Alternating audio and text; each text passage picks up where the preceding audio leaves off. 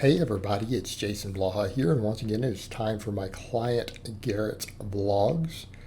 And again, he's an intermediate lifter, getting closer to advanced.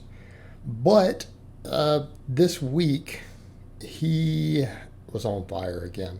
This was his 5+ week. He got 8 to 10 reps on everything. 8 to 10 on everything, which means this next block, those training maxes, are probably going to need to come up just a little bit further again. Now, he did have to grind there. He did miss, but he did get, I believe, 8 reps on that bench. I didn't even realize till I started going through the footage a bit ago that he did miss. Garrett, we do not miss reps in training. You know this. All right, I'm going to scold you in front of the entire world, the whole audience. Do not miss reps in fucking training. All right. That's coach, by the way. That's my coach voice. So, that aside, he got 8 reps, and then he got stapled because he attempted a rep that he couldn't get. Something I try to remind my guys, the only time it is acceptable to miss a rep on a big barbell lift for most of them is if it's breaking a world record. If they're attempting a world record, okay, even a regional record at a competition, it's acceptable.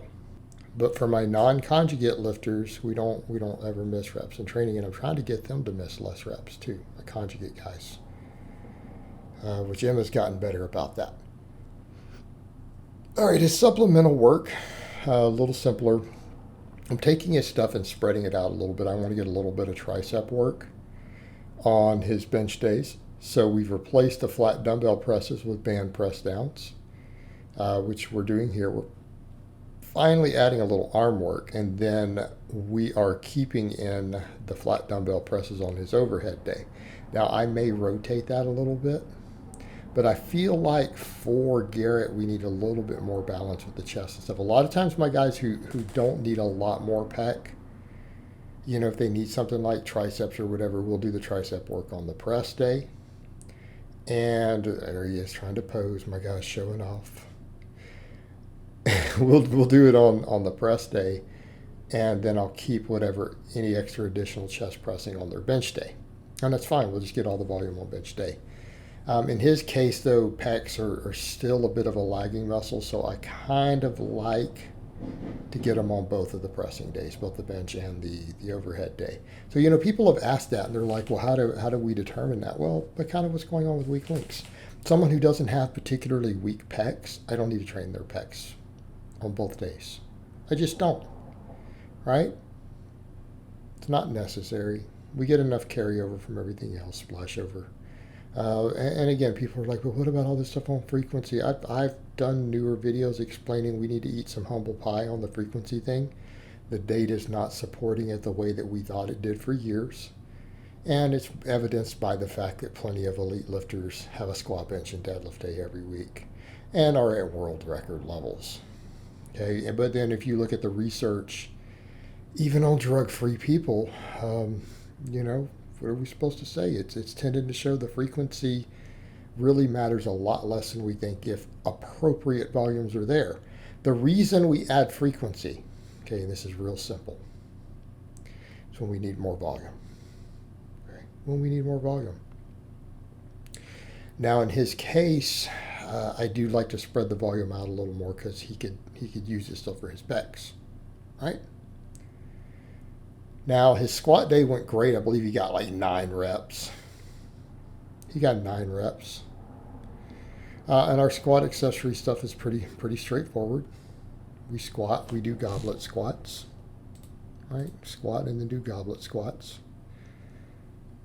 And I think on some of that, he threw in and just did some pull-ups at the end, in the middle of that. Maybe did I see that right? I believe he did, just to do it. And you know what? There's a point where I don't care. People say, oh my God, he did some pull-ups. Pull-ups. If you're good at pull-ups and you can crank them out and they're not to failure, I'm not going to freak out if my lifters want to do a few extra sets of pull-ups. I like pull-ups. They're great. And if you're good at them, they're not that bad on recovery. Keep in mind, I do 20 sets a week right now. You guys see me do 20 sets of body weight pull-ups, like wide grip pull-ups every single week on camera.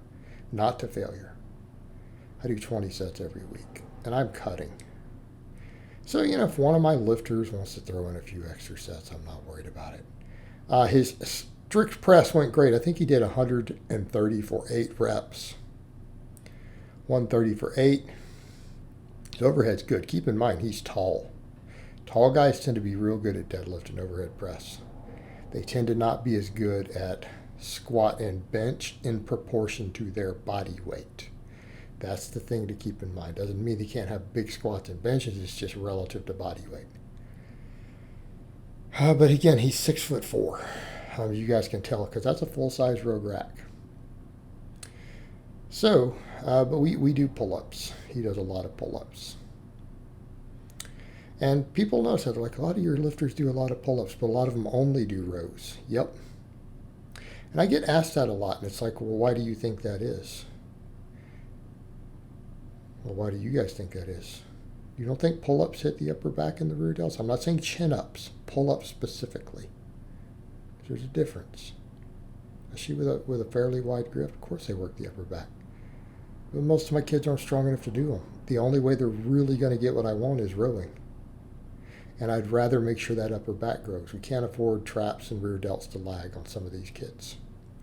Now you take guys like Garrett, he can knock out a bunch of pull-ups. So why not use pull-ups? And we fill in the gap with face pulls and stuff like that for him. Now keep in mind, people say, well, but you always talk about upper back. But again, we're talking about my 5'3" type guys. They're all doing volume deadlifting and volume overhead pressing. You don't think that works the upper back? Of course it does. Deadlifts. He was on fire. His deadlift is just climbing, climbing, climbing, climbing. I've already told him he's going to pull 500 pounds by this summer. Okay? Just accept the fact that it's going to happen. And he only recently got to 405, and he was like so stoked. He's like, man, I pulled 405. Now, Garrett, I want to work on, are you letting that slack get in the arms again? We've talked about this. Okay? Now the whole world is seeing it. Look at that arm bend. Garrett, why are you bending your arms? Why are you bending those arms to pull the slack back out? We've gone over this in Skypes. You've gone over to the barbell and pulled in front of me, and we've worked on your technique. So why are you doing it in the vlogs for your peak sets now? Everybody can see it. You got to fix it. Work on it. Vlogs are great for accountability, by the way. This is one of the things all my clients who are getting the vlogs, a lot of them like, dude, this makes me accountable. It's not just coach who sees it when I do some stuff that needs work. Because look, you're not bending the arms as bad there. And this 5x10 is not too bad. So what's up? Fix it. Get tight. Get those elbows locked. Okay? We don't need bicep tears. But it gives accountability, because then clients are like, oh man, out of 1,000 people, 1,500, 2,000 people saw me do that. Yes, they did. So let's fix it. Get your deadlift to 500. All right, guys, well, that's really all I have to say on that today. I hope it's been informative, and I will talk to you guys next time.